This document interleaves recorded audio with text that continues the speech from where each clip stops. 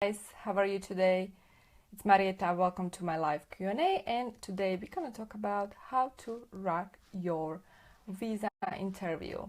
And I'm gonna wait a little bit so you guys can tune in, and I want to know where you're from, and I also want to know if you ever apply for visa to the US. And then third, I want to know if you are planning to go to the US and when are you planning to apply for your visa. Okay, so meanwhile I'm gonna wait. I'm gonna drink my coffee here and then we're gonna start. Okay, who's watching the video? Swipe left. I'm still learning this thing. Swipe left. 3 viewers. Hello, viewers. Show me who you are. I don't know who you are. Tell me who you are, guys. Okay, let's talk about the visa interview and how to prepare for it. Okay, so today I'm gonna mainly focus on B visa. So B visa, it's a tourist visa. People who are planning to visit the US as a B1/B2 visitor, or someone who is possibly going there on E2 visa. Most of the visas are processed in the US at the USCIS. Hello, Vanna. I'm glad to see you. And so most of the visas are processed in the US, and these visas that I'm going to talk about today are processed at the US Embassy. And so we're going to discuss how you can prepare yourself, because it's so important to be well prepared. Oftentimes people are not well prepared for the interview, even though the rest of their documentation is fine, because they freak out or they freeze or they say something stupid or they maybe lie during the interview, or maybe they are nervous, or you know what I mean, like somehow they just screwed up the interview. And then I'm receiving these emails like, I was rejected multiple times, what should I do? Well, first of all, you should have prepared yourself, right? So today I want to talk about how you can prepare yourself, how you can stay calm, cool, collected, and confident, and what can you expect to be asked when you go for this visa interview. Now, I know it's super stressful. I know that also from my experience, because I've been through several visa interviews in my life in the past. So I know it can be very, very stressful, and it's the last step in the application process.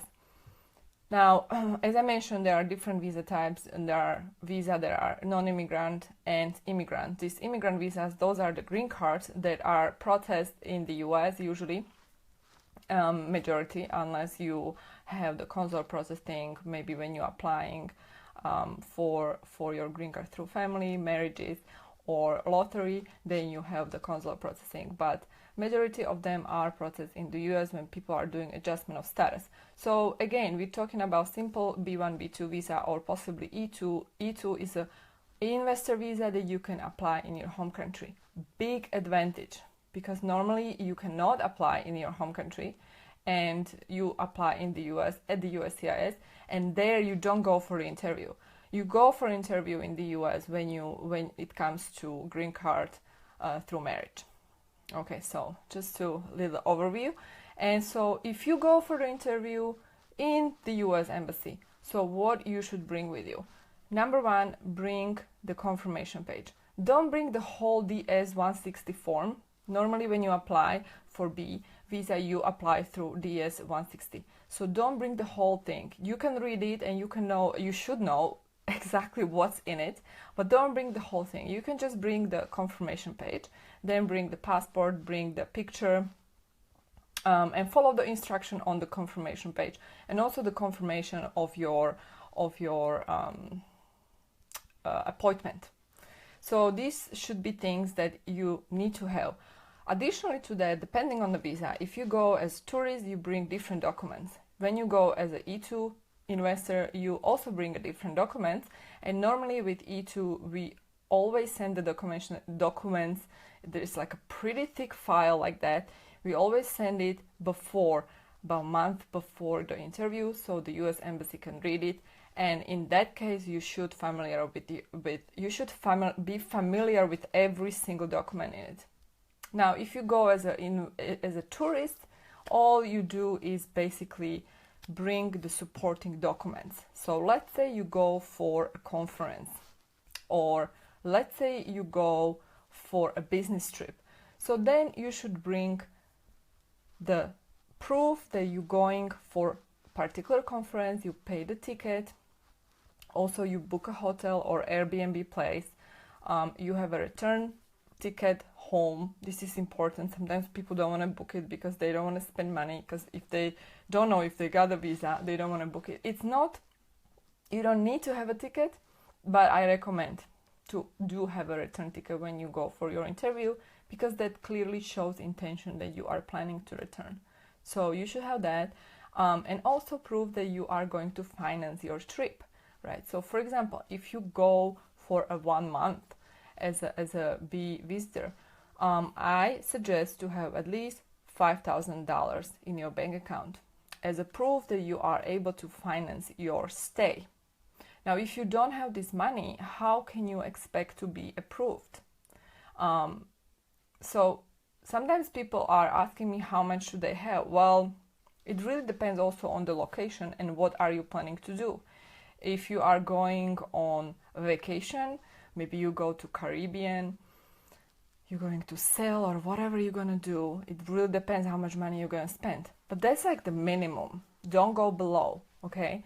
And also it's not that cheap in the US anyway. So the living expenses, the cost, the food, transportation, count all these expenses in and decide for yourself how much you're going to spend, and then you have to document that.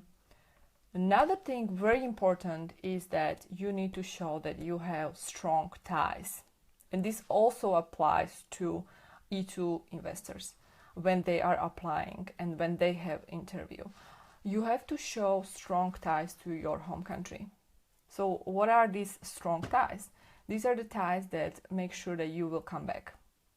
And these ties, if you have a strong ties, it clearly shows that that you... Hi guys, hi RVI, hi Vanna who just joined. I'm on a tourist visa. If I get college offer letter, then can I apply for a student from my home country? Yes, of course. Oh my god, guys, you're giving me so many questions. I cannot, I'm like freaking out now, so many questions. Okay, so first things first. If you apply for, because I just swiped something and I did, before I didn't see the comments, now I see all the comments. I'm like, oh my god. Okay, so hi Simo, hi Amir, hi, I lost the name. Okay, sorry. So if you apply, if you got accepted to college and you are enrolled, then you can definitely apply for F visa, F1 visa. Okay, these are student visa, and also this same what I'm discussing today applies to you. When you go to school in the US, that doesn't mean that you're permanently moving there. You know what I mean? So if they ask you how long you're going to stay, are you planning to stay there forever? How long you're going to planning to stay? Just say that you go there to school and then you're coming back. And still, I recommend to have strong ties, because if you don't have strong ties, there might be suspicion that you will stay. So even if you go and you apply to school, you are enrolled. So if you just apply to school, you cannot go. You have to be enrolled. Then if you apply to school and you're enrolled, then definitely you should be fine and you can get a visa.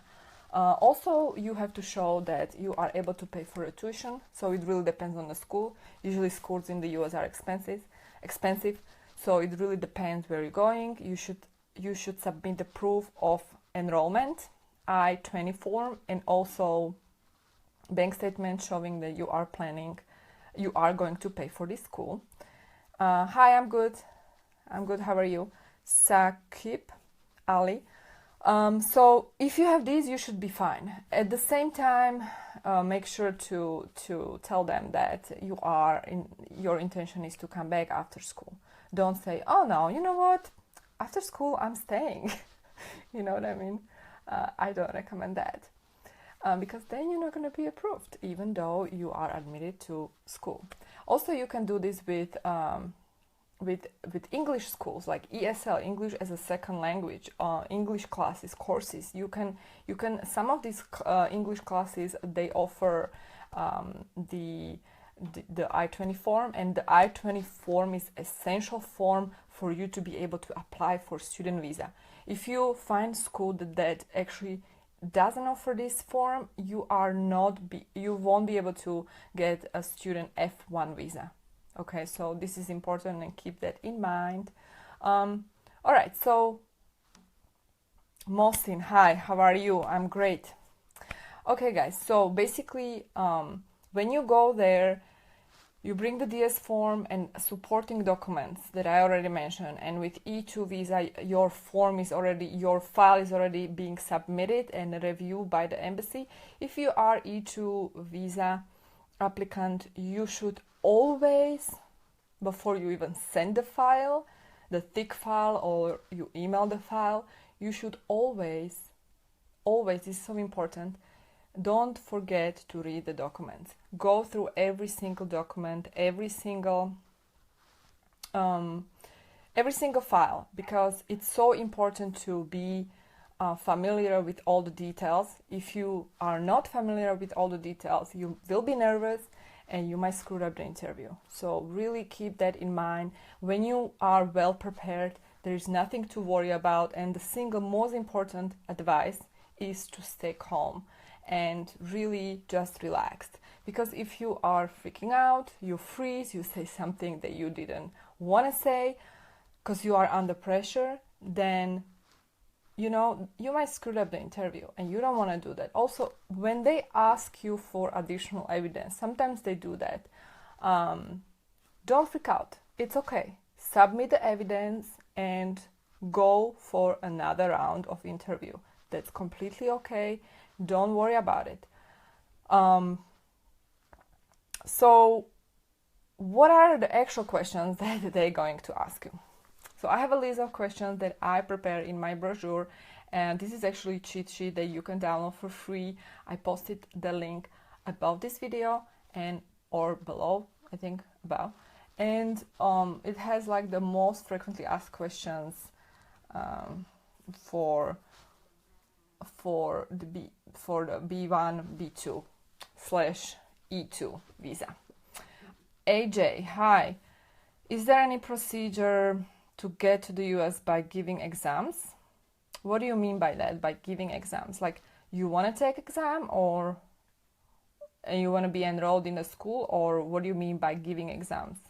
Well, each school has a different rules, so you have to really contact the school and ask like what they require, how can I be enrolled. I know that if you want to be enrolled in ESL class, it's not complicated.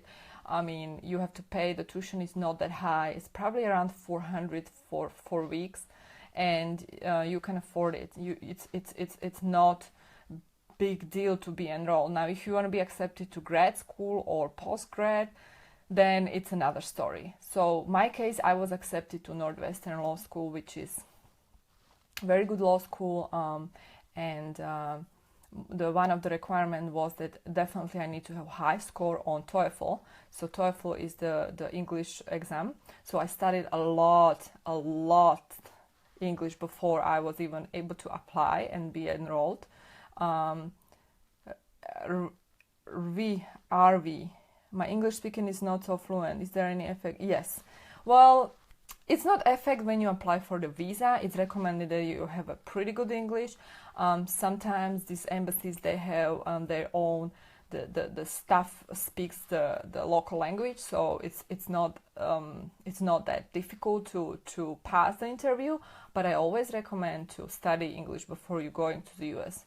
It's good for you, and when you want to enroll to school, you need a good English, and you have to pass the score, the minimum score at the TOEFL. I think TOEFL was the exam I took, or the other one is called IELTS. I took the TOEFL, and then GMAT or LSAT, and then there is I think there was a motivational letter and other things that you need to take care if you want to be enrolled.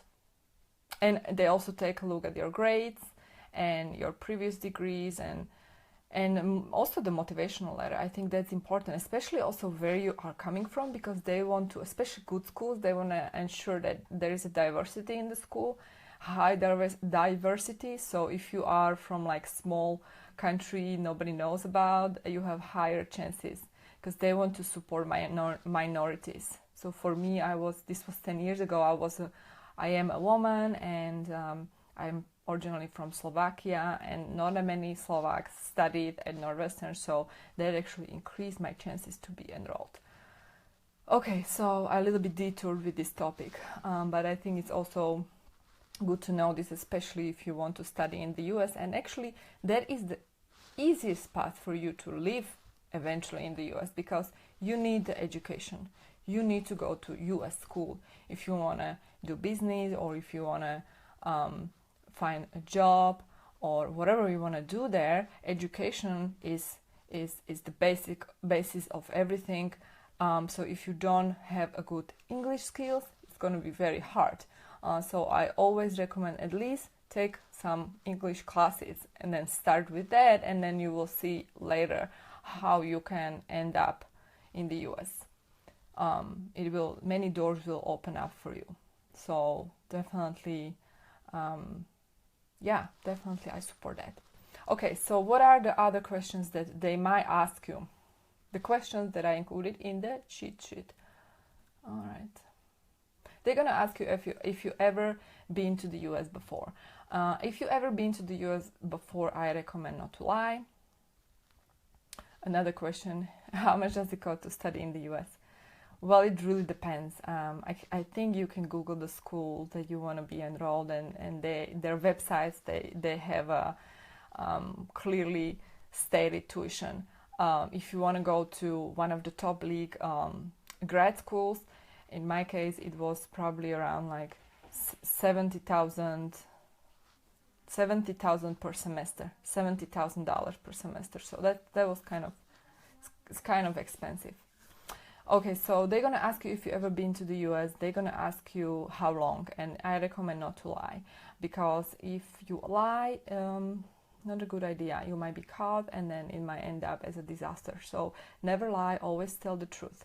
I have a receipt. Raya, send me the details of the US. Well, there's so many details about the US. So if you ask me to send you details of the US, it's quite very general question and general request. I cannot do that even if I wanted to. You can go and check out the whole YouTube channel. I have about 200 videos that I did for free for you guys, and you can watch all the videos 3 days straight, and you will really be familiar with all the different visa types and processes. So you can do that, because if you want me to start writing like an email that is like 10 pages long, it's impossible. By the way, being able to give you this advice, what I'm doing is that this is free, the videos are free, the brochures are all free. Like if you want to book a consultation, unfortunately I cannot take free consultations because I have my time is limited. But what I would like to offer you guys, and I actually want to hear your opinion on that, if you want, we can start doing that. I'm probably going to open up a private Facebook group with people who cannot afford to pay the consultation fee, because the consultation fee I charge is $300. People who cannot afford the consultation fee, they can this will be a private group with a very affordable price, probably like $19.90. And if you like that, you will get my advice, my attorney advice for $19.90, so almost $20, which is super cheap. I don't think there is a lawyer who will provide that. So if you like that idea, shoot me an email at office@immigrationbiz.com or message me in this private, in my private page, in the page, Facebook page. Sorry, too much talking. Okay. And by the way, thank you for your hearts and likes.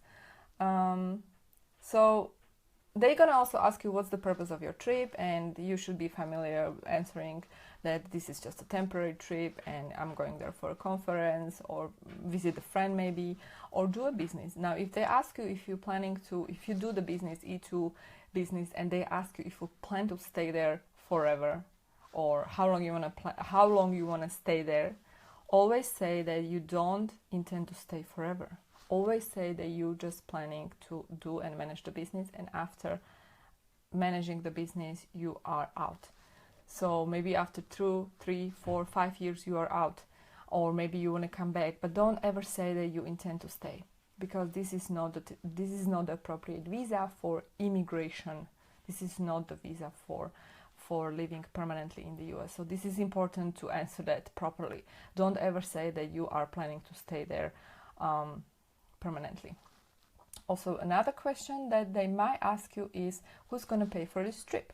So if it's you, you have to show that you have enough money. If it's somebody else, you have to show that the person is maybe affidavit of support, signed affidavit of support, claiming that he will support you and how much money he's going to give you. Also, they're going to ask you if you plan maybe to work in the US. Always say no, because you cannot work in the US on B visa. And this is also true for people who run online businesses. They run online business, maybe digital marketing agency, and they travel the world, and these days it's so easy to manage a business online, right? So you can work technically and live in the US on B visa as a tourist.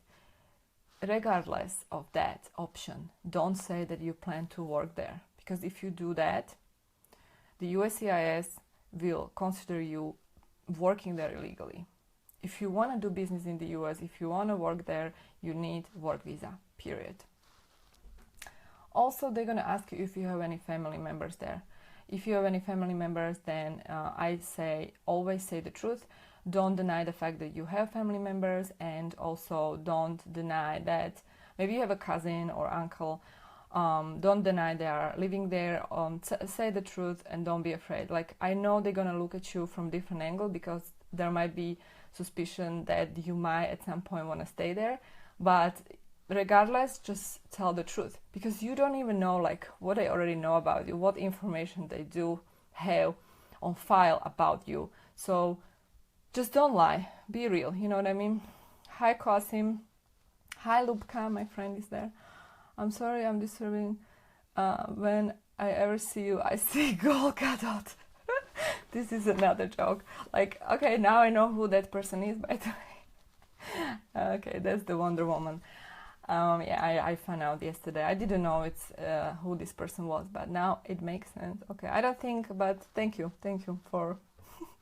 Okay, guys, so I'm gonna wrap up soon, so shoot me more questions if you have any. And lastly, I want to say that also make sure to have a return ticket. It's not required, but I recommend to have a return ticket, because that clearly shows intention to come back. I understand it's investment, especially if you don't know if you're gonna be approved, but always have a return ticket. I say it's clearly evidence that you will come back. So have the return ticket. Another thing they might ask, especially if you're E2 investor, that where are your funds from? And if you are investing, this is so important to have legal funds. So if you, for example, borrow the money from someone, maybe a friend or parent or whoever, make sure to have a secure loan agreement, and make sure to document every single transaction, every single transaction from your personal account to the US account. And it has to be super clear that your funds are from a legal source. So I already discussed this in my previous live Q&A, so you can check out that Q&A. And lastly, invitation letter. Many times people who are coming to the US, this guy is funny, Qasim. Thanks for the response. Carry on. See you later. Yes, see you later, Wonder Man. Okay, see you later. Thanks for stopping by. Okay, so invitation letter. In case you don't go for a conference, make sure to have your invitation letter, and state the itinerary of things, activities you plan to do, what are you going to do there, and if you plan like a longer vacation, you're going to travel around the US, make sure to have reservation, hotel reservation or Airbnb booking that clearly says that you're going to stay here for this period of time. This is another great proof that you are serious about this trip, you are putting effort, money, energy, and it's not just this visa application is not just scam or intention to immigrate and work there illegally. Now they are looking at all these facts, especially now when you are entering the US. And even though you go there on ESTA, which is for some countries a replacement of B visa, ESTA allows you to stay there for 90 days, so you don't go for any interview, but you have interview when you when you're entering the US. So when you're entering the US, also be well prepared to answer these questions, and they are going to be pretty similar to those questions that I discussed today. Hi Zahid, nice to see you here. Okay guys, so I'm gonna wrap up because my voice is dying. I need a coffee. I was doing another Q&A, live Q&A before this one on YouTube, so I feel like I think I'm done for today. But if you want to have this checklist, this frequently asked questions, what you should be expected to be asked at the interview, you can get a cheat sheet at the link. You can download the cheat sheet at the link about this video, and shoot me any question or comment that you guys might have below this one, and I will reply as soon as I can. And also let me know what do you think about the idea of doing the private group where I can coach you weekly and answer all your questions for those who cannot afford my consultation fee. So I'm happy to do that, and we can have like a weekly or twice a week coaching calls where I will sort of coaching, or whatever you want to call it. I don't consider myself coach. I'm a consultant. I'm not even consultant, lawyer. So you can have a lawyer for affordable price, because that's the solution I can provide you. I'm receiving so many emails from you, but I'm slow in replying, and also it's impossible to reply all of you guys. So I think this would be solution. Okay guys, thank you so much for watching. And by the way, if you like this live Q&A, feel free to share, and I'll see you in the next one. Thanks again, and have a great day. Bye.